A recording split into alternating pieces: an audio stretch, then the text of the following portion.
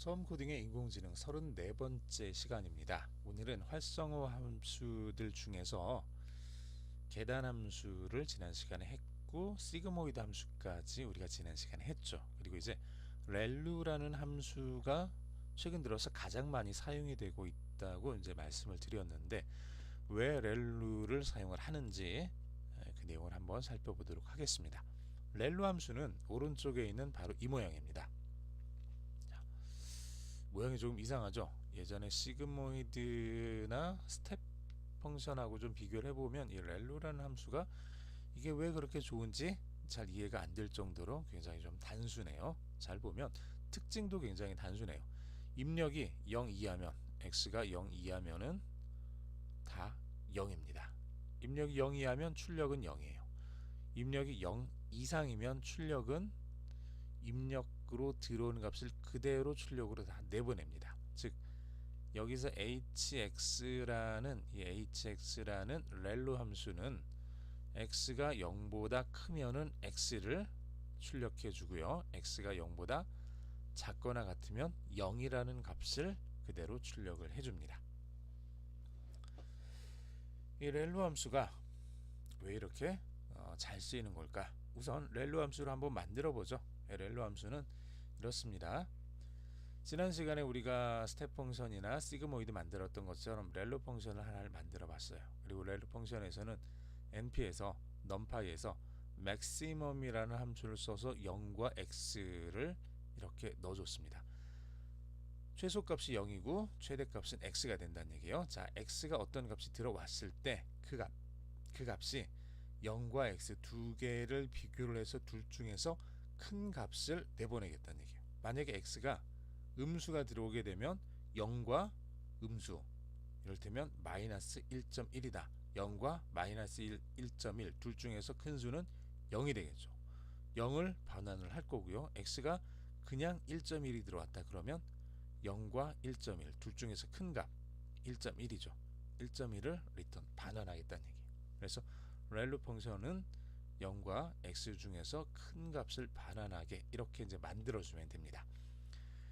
이렇게 만들어서 x는 마이너스 5.0에서 5.0까지 0.1 간격으로 숫자의 그 어레이를 만들어 주고요. 그 다음에 렐로 펑션 안에다가 x 값을 집어넣어서 나오는 그 리스트로 y를 만들어 줍니다. 그렇게 만들어진 xy를 가지고 그림을 그리면 이렇게 되는 거죠. 그때 y 리미트는 마이너스 5에서 플러스 5까지 해서 이렇게 그림을 그려줬습니다. 렐로 함수는 이렇게 그려집니다. 별로 그렇게 어려운 건 없죠. 자, 우선 선형과 비선형에 대해서 좀 이야기를 해보려고 하는데요. 선형 함수, 비선형 함수, 이거를 우리가 중학교나 고등학교 때 별로 이야기가 되지는 않습니다. 그런데 중학교 때 우리가 이야기됐던 거는 1차 함수, 2차 함수 뭐 이 정도는 이야기가 되죠. 아마 여러분들이 1차 함수라 그러면은 이 밑에 있는 이거를 떠올릴 겁니다. y는 ax 플러스 b라는 이런 꼴을 떠올릴 거예요.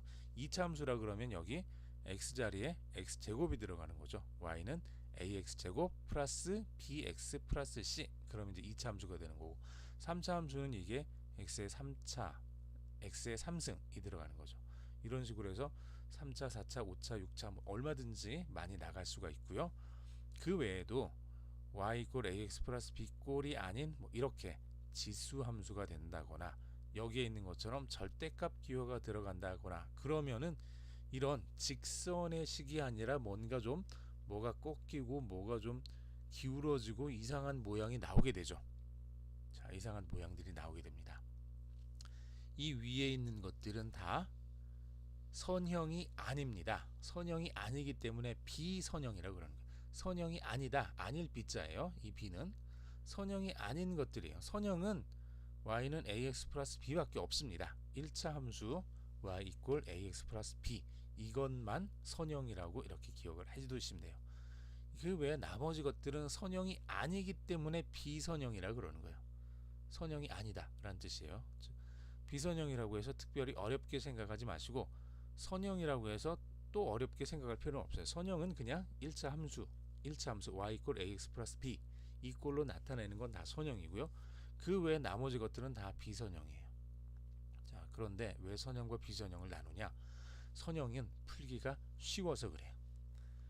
수학에 있어서 대학에서도 그렇고요, 대학원에서도 그렇고, 뭔가 조금 더 깊이 들어가다 보면은 굉장히 많은 문제들이 앞에 놓이게 되는데, 이 문제들을 가능한 한 쉽게 빨리 풀기 위해서 어떻게 만드냐 그러면 비선형의 문제들도 가능한 한 선형 방식으로 만들려고 노력을 해요.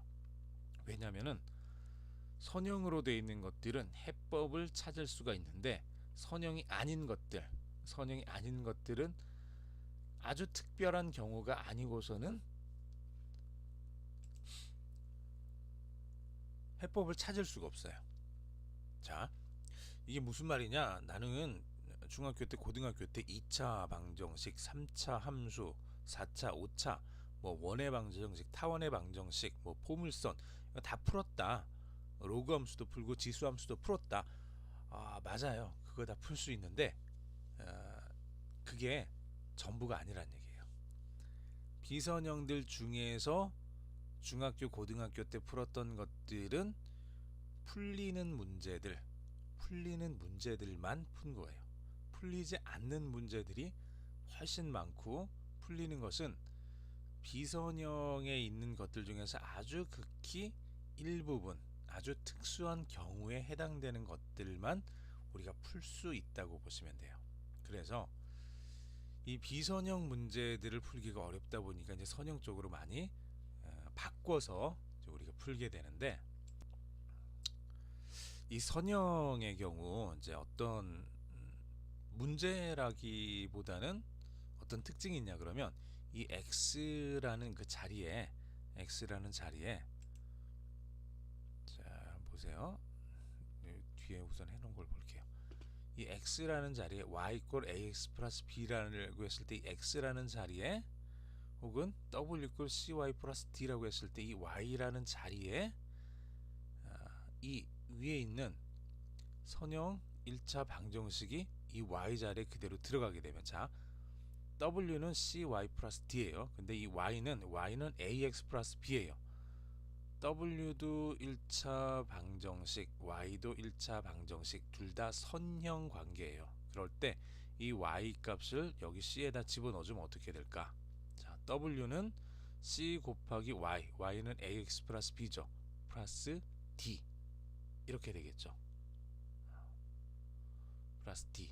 제가 이거 지금 좀 하나를 빼먹었네요. c 곱하기 ax 플러스 b 플러스 d까지 해줘야 되는데 d를 지금 빼놨죠. 자, 그래서 이걸 다시 풀어주면 w는 acx 플러스 bc 플러스 d까지 되죠. 그래서 a 곱하기 c를 큰 a로 놓고 b 곱하기 c 더하기 d를 큰 b로 놓는다 그러면, 자 그러면 a 곱하기 c를 a, b 곱하기 c 더하기 d를 b로 두면은 w는 ax 플러스 b 꼴이 되죠.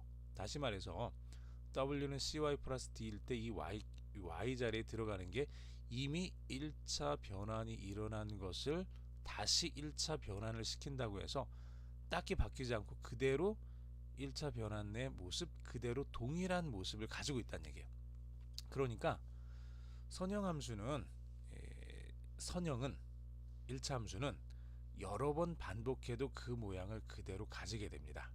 그래서 문제를 쉽게 풀 수가 있다는 얘기예요. 동시에 선형은 계속해서 선형인 상태로 그대로 있기 때문에 우리가 지난번에 XOR 문제를 퍼셉트론에서 해결하지 못하는 이유가 선형으로 선을 하나를 1차 방정식에 선을 하나를 그어서 우리가 XOR 문제를 해결하지 못했던 거를 여러분들이 기억을 하실 거예요. XOR 문제를 해결하기 위해서는 선형이 아니라 비선형적인 방식으로 이 문제를 접근을 해야만 됐습니다. 그러다 보니까 위에 있는 이런 비선형의 이런 모습들을 선형 대신에 사용을 하는 거예요. 이걸 쓰면 굉장히 쉽겠지만 이렇게 해가지고는 문제가 풀리지 않기 때문에 위쪽에 있는 것들을 쓰는 거죠.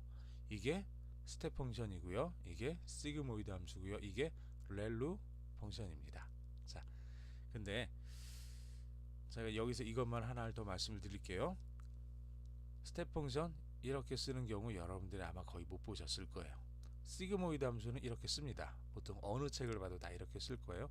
렐루 펑션 이렇게 쓰는 경우도 아마 여러분들이 많이 못 보셨을 것 같아요. 그냥 프로그램 상에서 쓴다 그러면 항상 이거예요.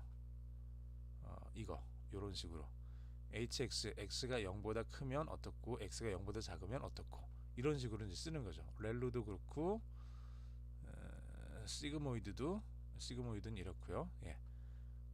자, 계단함수 스텝 펑션도 이런 식으로 쓰죠. 0보다 작을 때는 0, 0보다 클 때는 1 이런 식으로 이제 나눠 가지고 쓰는 거죠. 이런 식으로 나눠서 쓰는데 여러분들이 프로그램을 짤 때 당연히 저렇게 쓰는 거는 아무런 문제가 없는데 이렇게도 여러분들이 좀 생각을 해 두셨으면 좋겠어요. 수학적인 사고를 한 번씩 해보자는 거죠. 스텝 펑션을 여러분들이 알고 있는 지식을 총동원해서 이렇게 한번 만들어 보는 거예요. y는 2x분의 x 플러스 절대값 x 이렇게. 그러면 x가 0보다 작은 값이면 절대값 x는 어떻게 되죠? 마이너스 x가 되겠죠. x가 0보다 작은 값이면 x가 마이너스 1이에요. 그러면 요 x는 마이너스 1일 거고 절대값 x는 1이 되겠죠.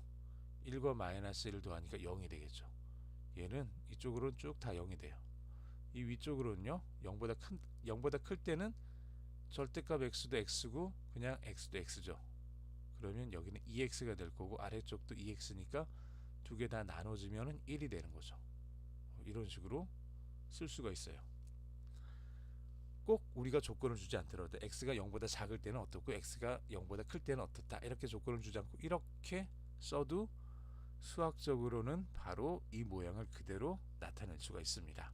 시그모이드 함수 넘어가고 렐루 펑션도 한번 해볼까요? 절대값 x 더하기 x를 2로 나눠주면 어떻게 되죠? x가 0보다 작을 때는 절대값 x는 마이너스 x가 되죠. 마이너스 x 더하기 x 그러니까 0이 되죠. 2분의 0 여기는 다 0이 되고요. 이 위쪽은 x 더하기 x 2x가 되죠. 그리고 이걸 2로 나눠줬으니까 그냥 x가 되죠. y 이퀄 x 0보다 클 때는 y 이퀄 x라는 함수 0보다 작을 때는 0 이렇게 만들어지는 렐루 펑션은 이렇게 수학적으로 쓸 수가 있습니다. 이런 모양들이 여러분들이 별거 아닌 것처럼 생각이 될지 모르겠지만 이런 것들을 계속 생각을 하시다 보면은 다른 사람들이 생각하지 못했던 혹은 다른 사람들이 많이 놓칠 수 있는 것들을 여러분들이 한 번 더 생각을 할 수 있어요. 그리고 여기 나와 있는 수학들이 어려운 게 아니잖아요. 여러분들이 절대값에 대한 걸 사실은 중학교 고등학교 때 다 배우는 거잖아요. 이 기호들은 그래서 이런 모양은 여러분들이 중학교 고등학교 수학 지식만 가지고 있다고 하더라도 얼마든지 이런 함수를 여러분들이 나타낼 수 있다는 얘기예요. 이거 특별히 어려운 거 아니죠? 여러분들 이런 거 좀 하나씩 봐두시길 바랍니다. 다음 시간에 계속하겠습니다.